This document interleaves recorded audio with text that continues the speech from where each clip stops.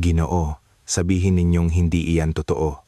Ang lugar na tinitirhan natin ang dapat na pinakamaunlad na bansa sa buong mundo, hindi ba? Sa arrival lobby ng airport, humagulgol sila ng walang pakialam sa mga nakatingin. Sila ang mga high school na babaeng mag-aaral mula sa New York, mga anak ng mga milyonaryo sa Wall Street na lumaki sa karangyaan at hindi kailanman nakaranas ng anumang kakulangan. Ang kanilang matayog na pride at pananaw sa mundo ay gumuho sa loob lamang ng 5 araw na paglalakbay sa Pilipinas. Bakit sila nawalan ng pag-asa? Ano ang tunay na sibilisasyon na kanilang nasaksihan sa islang bansa sa dulong silangan na hindi matatagpuan sa maningning na Manhattan?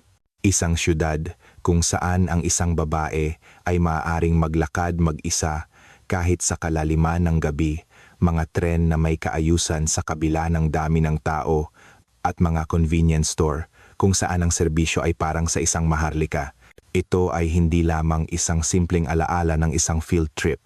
Ito ay isang talaan ng pagkabigla at paghahanga ng mga kabataang babae na ang buong pananaw sa buhay ay nabaligtad kung paano sila namulat sa ibang mundo na tinatawag na Pilipinas, nawalan ng pag-asa sa realidad ng kanilang sariling bansa at nagkaroon ng matinding pagnanasa. Ating alamin ang buong kwento ng mga dalagang ito na ang pananaw sa mundo ay gumuho. Ang nakakagulat na dahilan kung bakit ang mga elitistang high school na babae mula sa Amerika matapos ang kanilang educational tour sa Pilipinas ay umuwi na umiiyak at sumisigaw ng, "Dapat tayong maging tulad ng Pilipinas."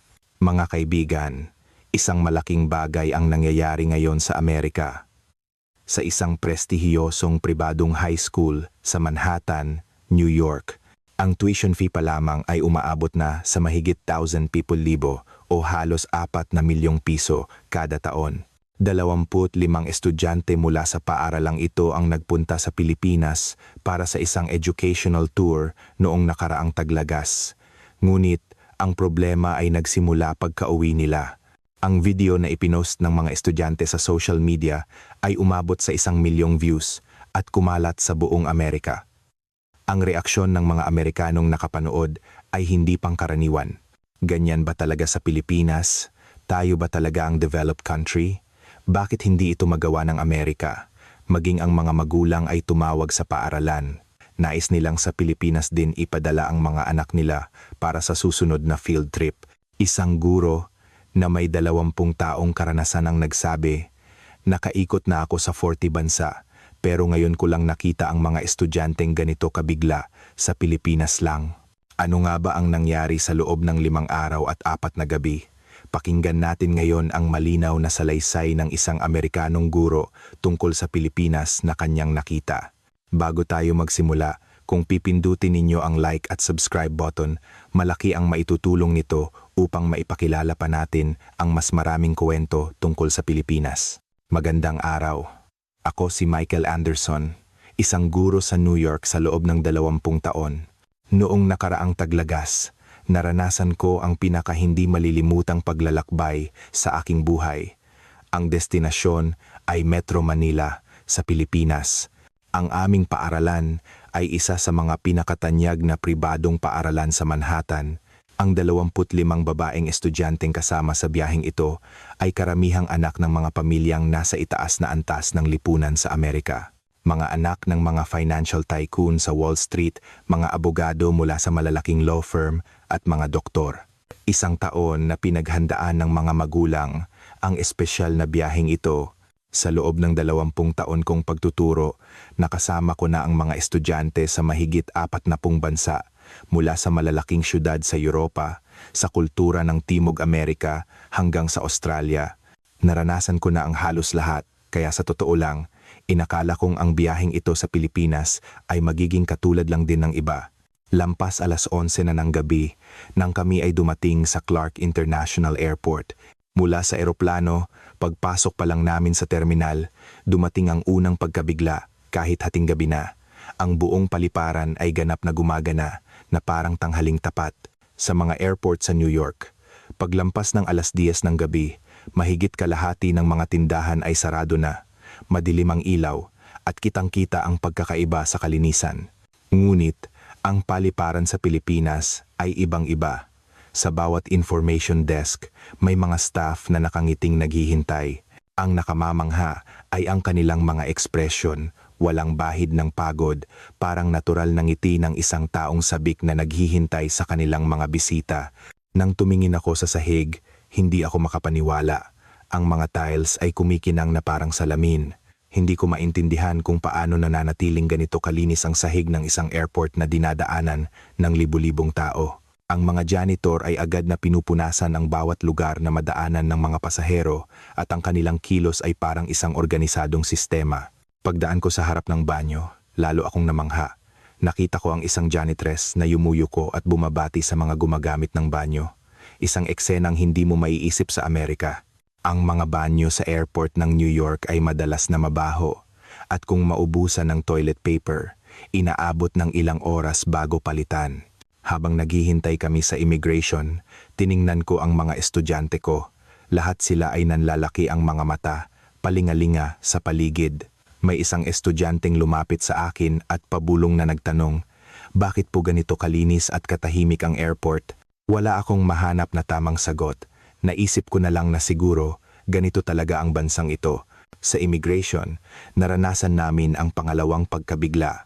Kahit hindi inaasahan ang pagdating ng isang malaking grupo ng mga dayuhang estudyante, hindi nataranta ang mga staff ng airport. Sa halip, agad na nagtalaga ng mga staff na bihasa sa Ingles. Isinasaalang-alang pa nila ang edad ng mga estudyante, kaya dahan-dahan at malinaw nilang ipinaliwanag ang bawat proseso. Sa harap ng automated immigration system, kung may estudyanteng nahihirapan sa makina, agad na may lumalapit na staff para tumulong.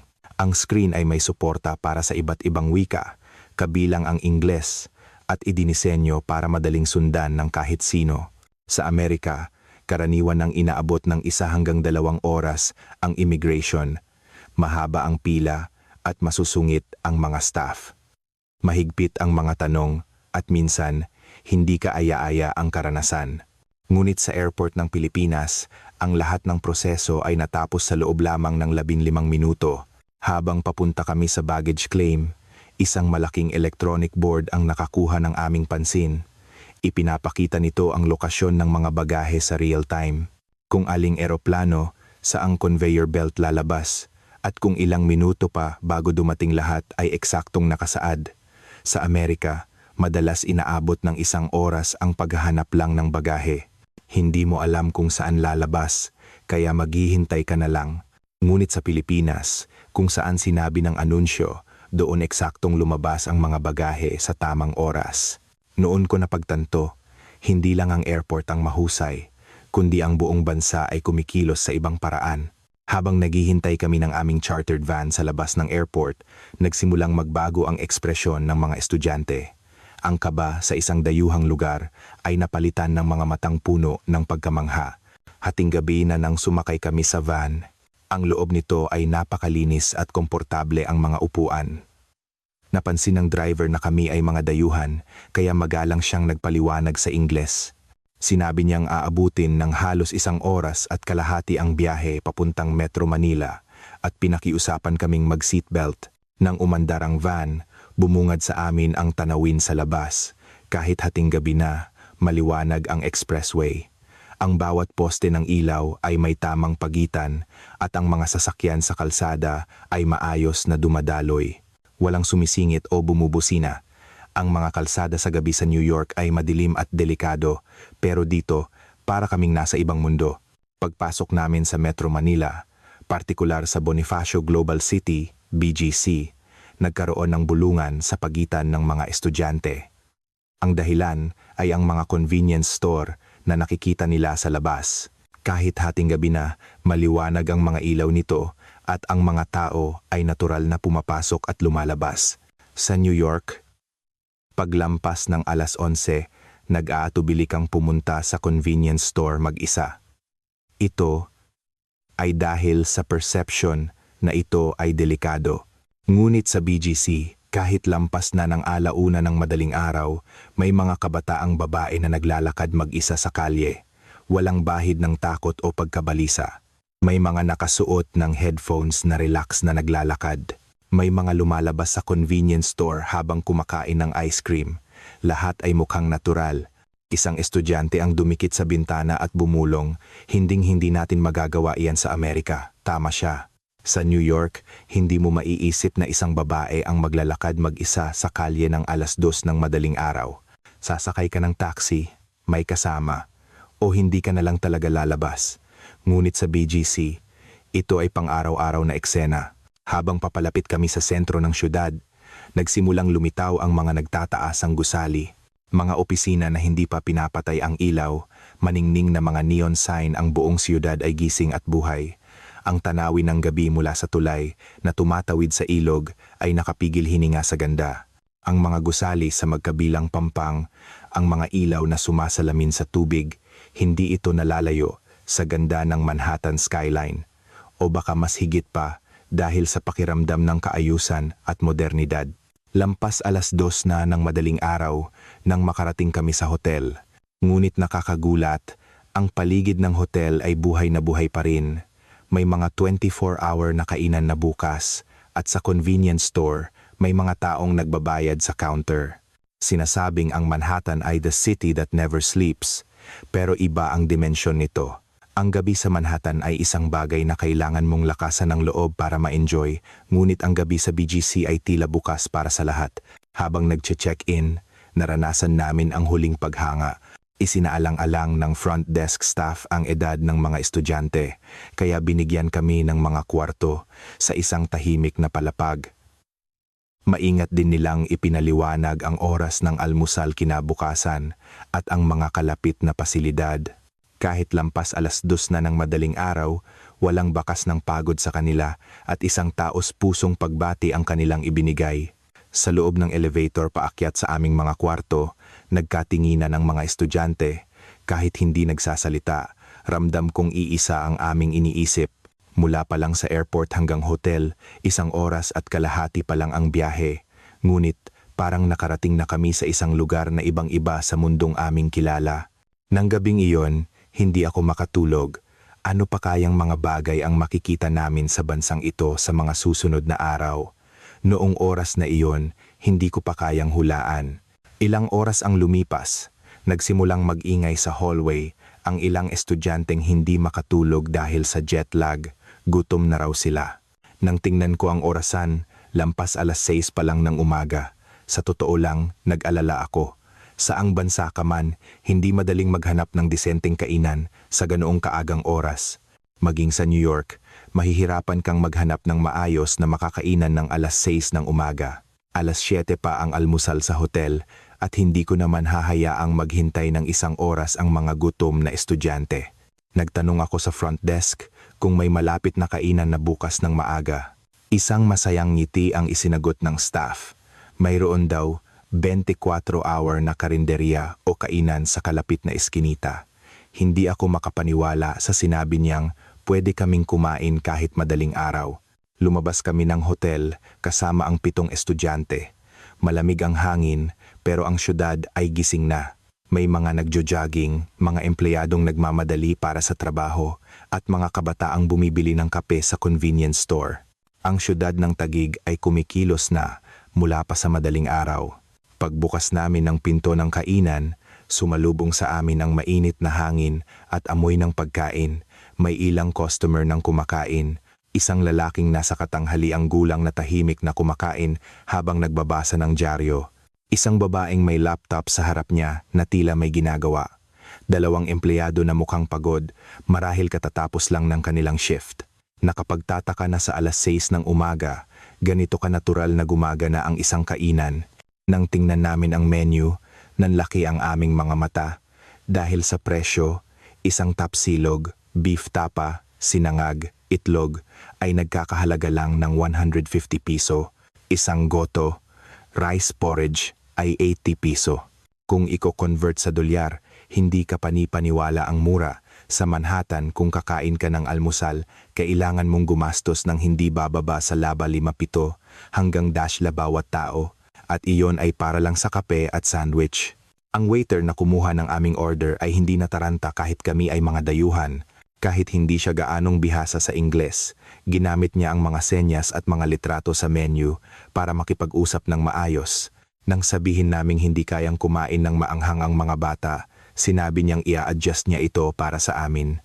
Ang bilis ng paglabas ng pagkain ay nakakagulat din. Wala pang 5 minuto mula nang mag-order kami, puno na ang aming mesa. Tapsilog, goto, pandesal na may palaman, isang makulay na handaan ang nasa aming harapan. Ang mga estudyante ay nag-atubili sa simula sa harap ng mga pagkain ngayon lang nila nakita. Nang kunin ng isang estudyante ang pandesal at kumagat, nanlaki ang kanyang mga mata. Paulit-ulit niyang sinasabing masarap at naubos niya agad ito. Ginaya siya ng ibang estudyante at biglang naging masigla ang aming mesa. Sa oras ng pagbabayad, muli kaming nagulat. 7 tao kaming kumain ng busog pero ang kabuuang bayarin ay nasa 1,200 piso lamang. Wala pang 125. Sa Manhattan, kung 7 tao ang kakain ng almusal, kailangan mong maghanda ng hindi bababa sa 150. Habang inaabot ng staff ang sukli, sinabi niya, "Salamat po, balik kayo." Tinanong pa niya kung nagustuhan ng mga estudyante ang pagkain at nagrekomenda pa ng ibang putahe.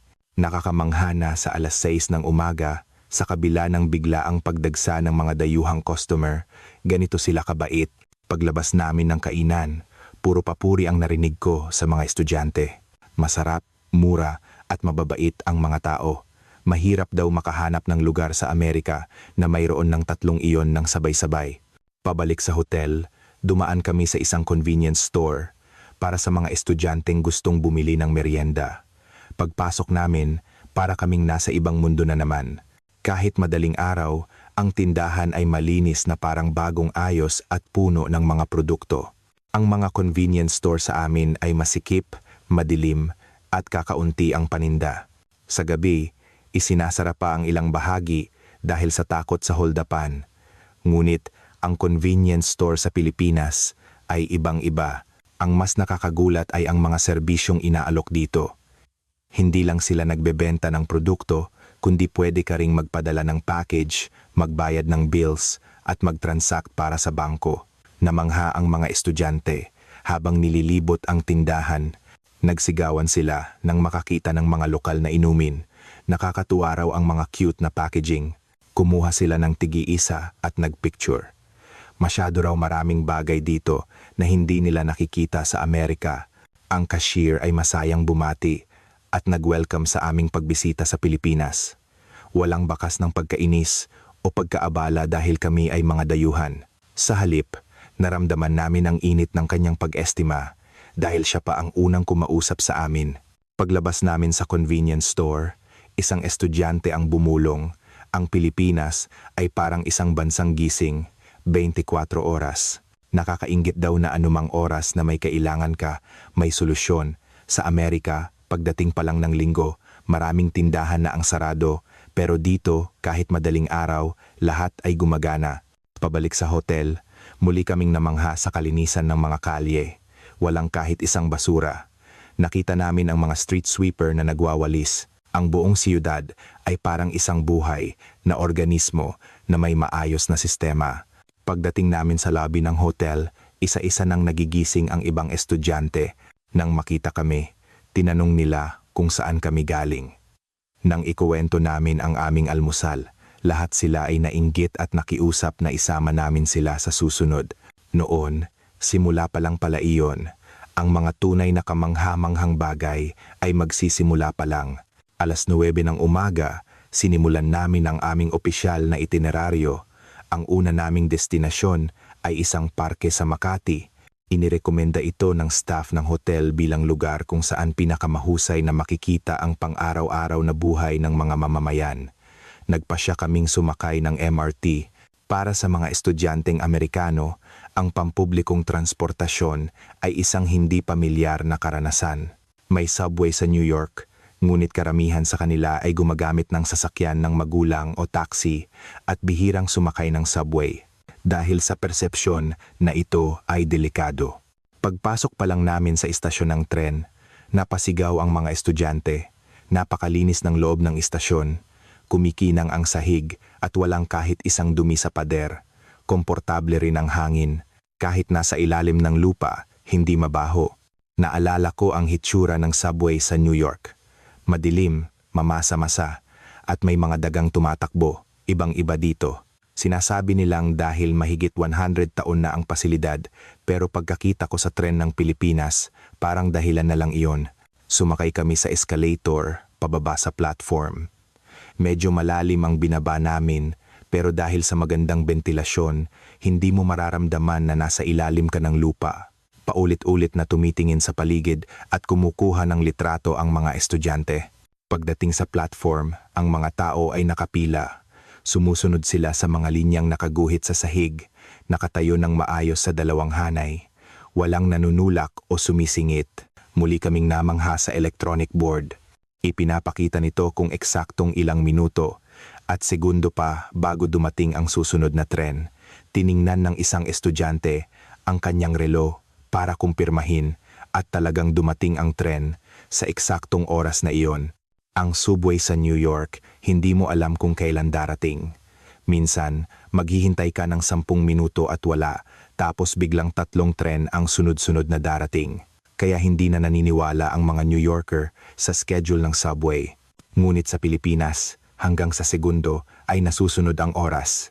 Nang bumukas ang pinto ng tren, kahanga-hanga ang kilos ng mga tao.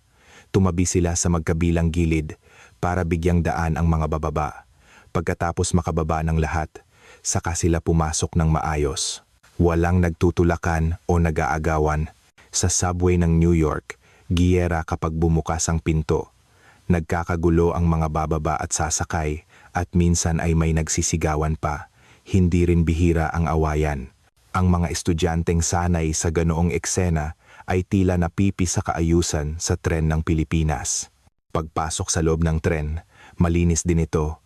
Walang graffiti sa mga upuan, walang basura sa sahig, kumikinang ang mga handrail.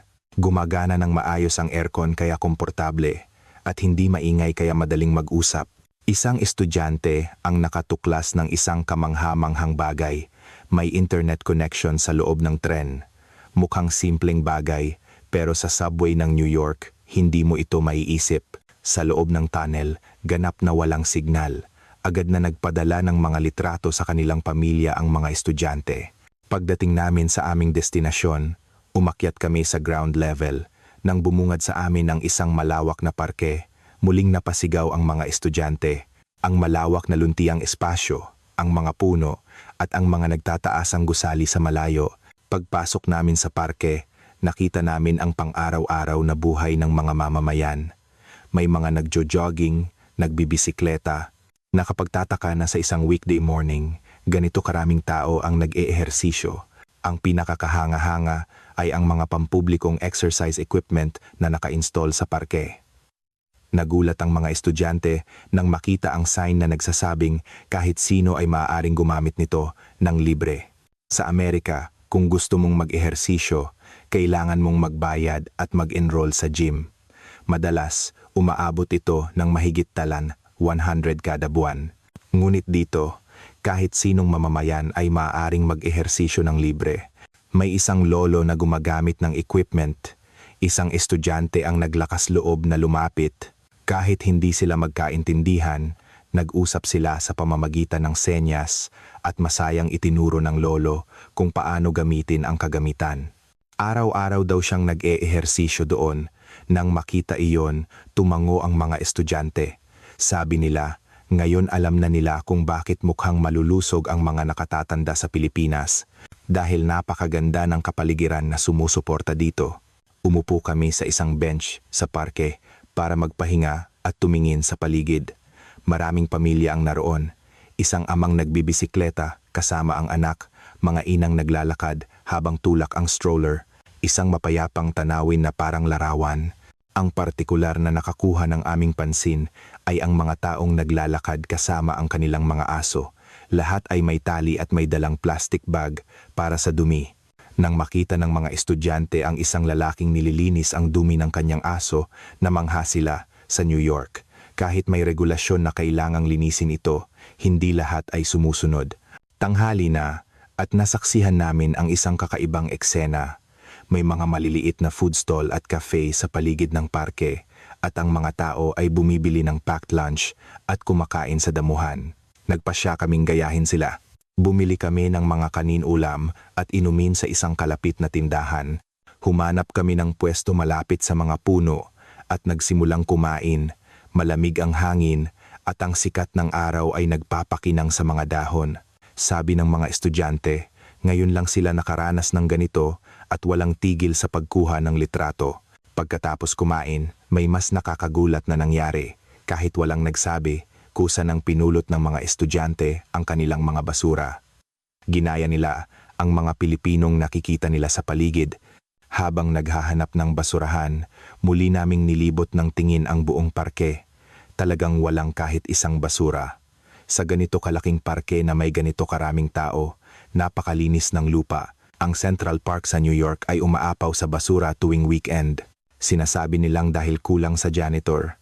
Pero pagkakita ko sa parke sa Pilipinas, tila nasa disiplina ng mamamayan ang problema. Bago kami umalis sa parke, may isa pa kaming napansin. Isang pampublikong bike rental system. May mga bisikletang nakahilera sa bawat istasyon. Madali raw itong arkilahin gamit ang smartphone. Isang estudyante ang tumingin sa presyo at nagulat. Isang oras ay ilang daang piso lang, halos ilang dolyar lang. May katulad na sistema sa New York, pero ilang beses na mas mahal at hindi maganda ang kondisyon ng mga bisikleta. Bukod pa rito, dahil sa talamak na pagnanakaw at pagsira, iniiwasan itong gamitin ng marami. Mga 2:00 ng hapon, umalis kami sa parke. Sabi ng mga estudyante, matagal nilang maaalala ang oras na ginugol nila sa parkeng ito. Ligtas, malinis, at isang kultura kung saan lahat ay nagbibigayan. Iyon daw ang pinakatumatak sa kanila. Ang susunod naming destinasyon ay isang shopping mall sa sentro ng syudad. Gusto ng mga estudyante na mamili. Pero may isang lugar akong gustong ipakita sa kanila. Iyon ay isang malaking bookstore. Pagpasok namin sa mall, muling nanlaki ang mga mata ng mga estudyante. Nagulat sila na may ganito kalaking shopping mall sa ilalim ng lupa. Mataas ang kisame at maliwanag ang ilaw, kaya hindi mo mararamdaman na nasa basement ka. Pagdating namin sa bookstore, natulala ang mga estudyante. Mga dambuhalang estante ng libro na abot hanggang kisame at libu-libong aklat na siksikang nakahanay. Hindi ito parang bookstore, kundi isang obra maestra. Ngunit, hindi ang gusali ang gusto kong ipakita sa kanila, kundi ang mga taong nagbabasa sa loob nito. Kahit weekday afternoon, maraming mamamayan ang may hawak na libro. Ang kanilang tahimik na pagbabasa habang nakaupo ay kahanga-hanga. Ang partikular na nakakuha ng aking pansin ay ang mga empleyadong nakasuit, lampas na ng tanghalian, pero nagbabasa sila ng libro. Isang estudyante ang nagtanong, hindi po ba sila nagtatrabaho? Siguro, naglaan lang sila ng kaunting oras, sagot ko. Nang marinig iyon, napatahimik ang mga estudyante. Ang kultura kung saan ang mga abalang empleyado ay pumupunta sa bookstore sa halip na sa cafe tuwing break, isang eksenang hindi mo maiisip sa Amerika. Ang lunchtime ng mga empleyado sa Manhattan ay karaniwang pagbili ng salad at pagbalik sa desk o pagtingin sa smartphone habang umiinom ng kape. Isang oras kaming nanatili sa bookstore. Ang mga estudyante ay tumingin sa mga librong interesado sila. May nagbasa ng librong nagpapakilala sa Pilipinas na nakasulat sa Ingles. Mayroon ding tumingin sa mga aklat para matuto ng Filipino. Marami rin ang namangha sa mga larawan ng magagandang tanawin sa Pilipinas sa mga photobook. Paglabas namin sa bookstore, isang estudyante ang nagsabi, parang alam ko na kung bakit maunlad ang Pilipinas. Dahil daw may kultura kung saan ang mga tao ay patuloy na nag-aaral at natututo. Ang ganitong pagnanasa sa kaalaman ang tila puwersang nagpapaandar sa buong bansa. Tumango ang ibang estudyante sa sinabi niya. Sa Amerika, mayroong bunigi kung saan ayaw ng mga tao sa pag-aaral.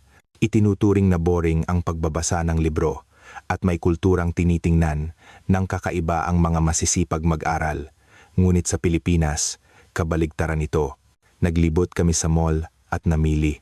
Ang partikular na ikinatuwa ng mga estudyante ay ang cosmetic section.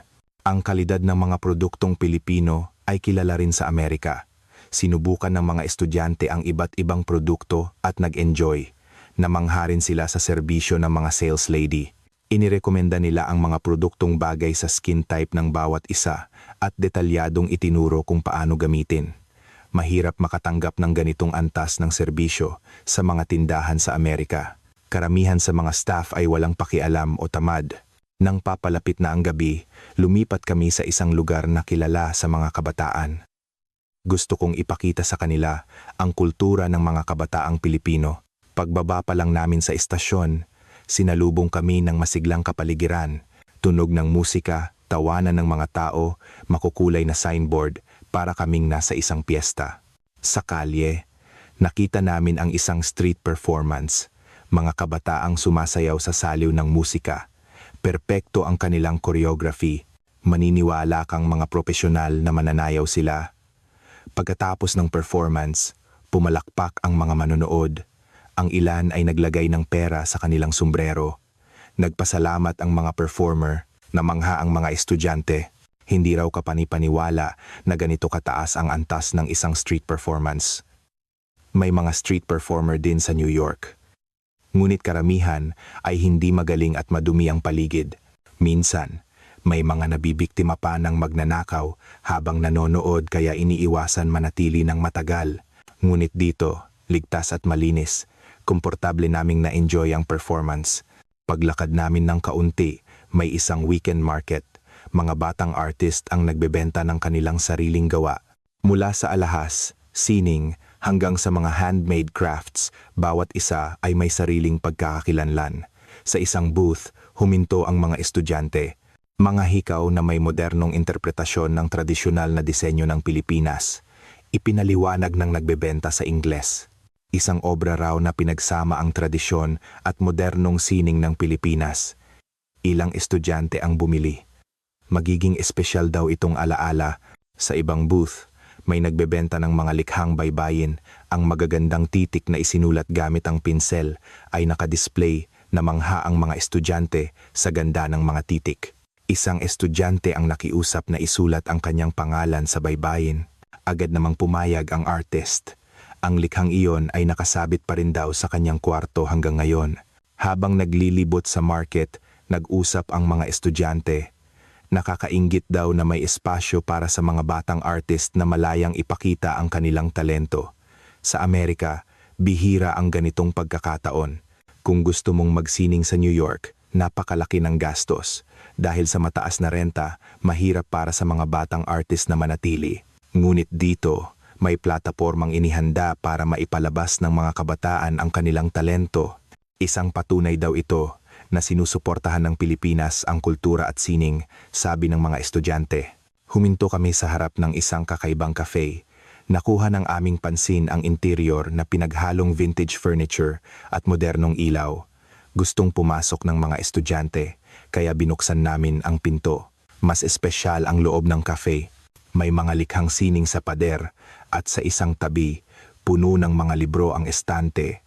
Hindi lang ito isang lugar para uminom ng kape, kundi isang espasyo para ma-enjoy ang kultura. Habang nakaupo at naghihintay ng aming inumin, tiningnan namin ang paligid. Maraming kabataan ang may bukas na laptop at abala sa kung ano. Mga estudyanteng nag-aaral, mga freelancer na nagtatrabaho, mga taong nagbabasa. Ang cafe ay nagsisilbing pangalawang workspace. Isang estudyante ang namangha, kahanga-hanga raw makita ang mga taong ganito kasipag sa isang cafe. Sa mga cafe sa Amerika, karamihan ay nag-uusap lang o tumitingin sa smartphone, pero iba raw ang mga kabataang Pilipino. Sumang-ayon ako sa sinabi niya, mayroong parang passion na nararamdaman mula sa mga kabataang Pilipino, ang determinasyon na may marating, ang pagnanasang umunlad, ay mababasa sa kanilang mga mata. Ang ganitong enerhiya ang tila nagpapaandar sa bansang ito. Nang dumating ang gabi, lalong naging masigla ang lugar. Sumindi ang mga neon sign at lumakas ang tunog ng musika. Lumabas ang mga tao mula sa mga kainan at bar at pinuno ang mga kalye. Lubos na na-enjoy ng mga estudyante ang atmosphere na ito. Nagpunta kami sa isang Filipino grill restaurant para sa hapunan. Sabi ng mga estudyante, gusto nilang maranasan ang barbecue ng Pilipinas. Pagpasok namin, sumalubong ang amoy ng iniihaw na karne, Magiliw na itinuro ng staff kung paano magihaw. Noong una, naiilang pa ang mga estudyante, pero agad din silang nasanay. Natutunan nilang kainin ang karne na may kasamang kanin at sausawan at paulit-ulit na sinasabing masarap. Nang magbayad kami, muli kaming nagulat. 25 tao kaming kumain ng busog, pero ang gastos bawat tao ay nasa 1,000 piso lamang. Sa Amerika, kung kakain ka ng ganitong kalidad ng barbecue, kailangan mong maghanda ng hindi bababa sa 30 bawat tao. Umiling ang mga estudyante at sinabing hindi ka panipaniwala. Pabalik sa hotel, habang naglalakad, nag-usap kami ng mga estudyante. Sabi nila, sobrang dami nilang nakita sa isang araw, kaya nalilito na sila. Lahat daw ay iba sa Amerika. Sa mas magandang paraan, isang estudyante ang tahimik na nagsabi, "Gusto kong tumira sa Pilipinas." Kahit kalahating biro, seryoso ang kanyang ekspresyon. Tila pareho rin ang iniisip ng ibang estudyante. Dumating ang huling araw, mas maaga kaysa karaniwan gumising ang mga estudyante at nag-impake. Kailangan naming pumunta sa airport sa hapon. Pagkatapos ng almusal, nagpasya kaming pumunta sa isang tourist spot para sa huling itineraryo. Malapit lang ito at maaaring lakarin mula sa hotel. Dahan-dahan silang naglakad na para bang gusto nilang itatak sa kanilang isipan ang huling tanawin ng Maynila. Kinunan nila ng litrato ang bawat sulok ng kalye at pinagmasdan ang mga dumadaang tao. Pagdating namin sa destinasyon, sa Intramuros, marami ng tao. May mga tindahan ng souvenir, damit at alahas. Nagningning ang mga mata ng mga estudyante. Una silang nagpunta sa isang tindahan ng mga lokal na produkto. Ang katanyagan ng mga produktong Pilipino ay kilala rin sa Amerika. Pagpasok sa tindahan, binati kami ng staff sa Ingles. Ang mga sample products ay maayos na nakaayos. Tiningnan ng staff ang balat ng bawat estudyante at inirekomenda ang mga produktong bagay sa kanila. Itinuro rin niya ng detalyado kung paano gamitin. Humanga ang mga estudyante sa ganitong antas ng serbisyo, isang bagay na mahirap maranasan sa mga tindahan sa Amerika. Isang estudyante ang bumili ng isang shopping bag na puno ng produkto, hindi lang para sa sarili niya, kundi para rin sa kanyang ina, kapatid at mga kaibigan. Makatwiran daw ang presyo at maganda ang kalidad, kaya nasiyahan siya. Sa food stall section, bumili kami ng merienda.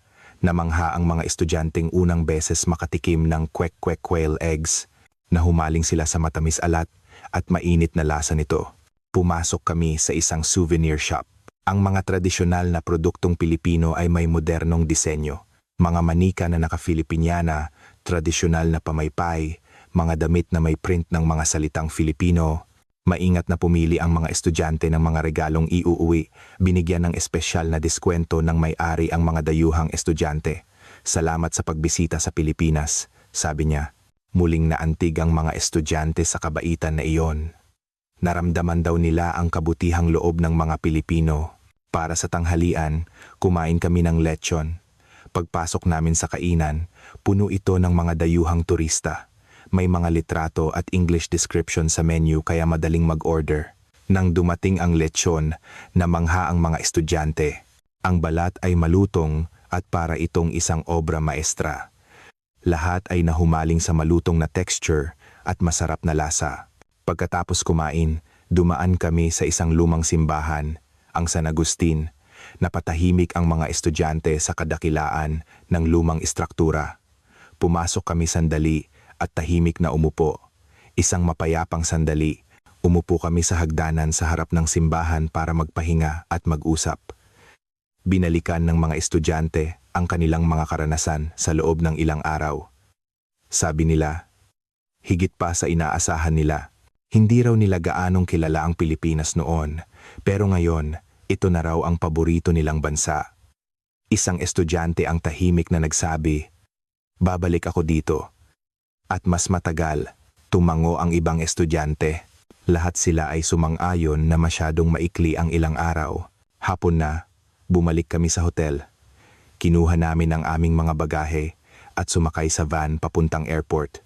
Kahit mabibigat ang kanilang mga shopping bag, masaya ang kanilang mga mukha. Ang mga binili nila sa Pilipinas ay magiging mahalagang alaala, sabi nila habang nakangiti.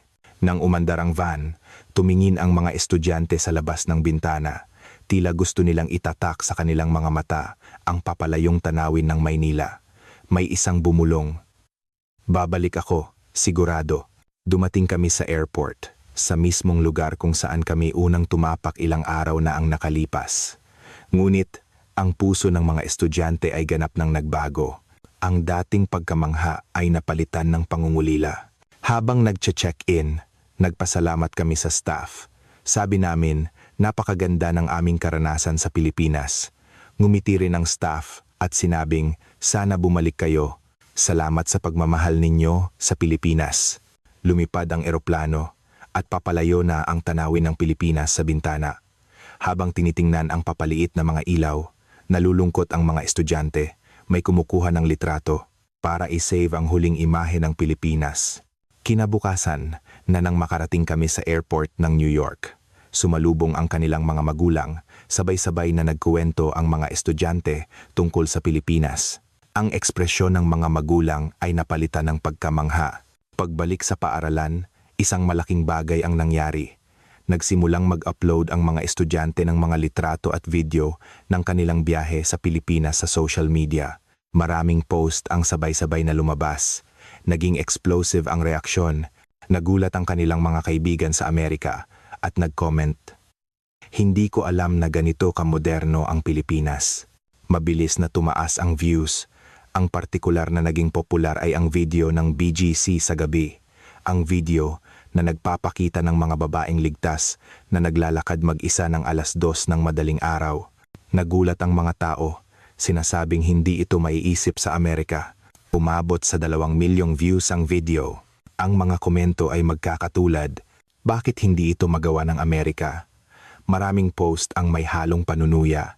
Sinasabi nating tayo ang pinakamakapangyarihang bansa, pero hindi natin kayang garantiyahan ang pangunahing kaligtasan. Tumaas din ang interes sa Pilipinas sa mga magulang. Dumagsa ang mga tawag sa paaralan. Isang kahilingan na sa Pilipinas din gawin ang susunod na overseas field trip. Dumami ng husto ang mga magulang na gustong ipadala ang kanilang mga anak sa Pilipinas. Ako rin ay hinilingang magbigay ng isang espesyal na lecture sa paaralan para ibahagi ang aking karanasan sa Pilipinas sa ibang mga estudyante at guro na puno ang auditorium. Lahat ay interesado sa bansang tinatawag na Pilipinas. Sa lecture, tapat kong ikinuwento ang mga nakita ko sa Pilipinas, ang kahusayan ng sistema, ang antas ng disiplina ng mamamayan, at higit sa lahat, ang mainit na pagtanggap sa mga dayuhan. Nakikinig ng mabuti ang mga tao. Ang question and answer portion ay mas humaba kaysa inaasahan. Talaga bang ganoon kaligtas sa Pilipinas? Kumusta ang kanilang edukasyon? Magkano ang bilihin?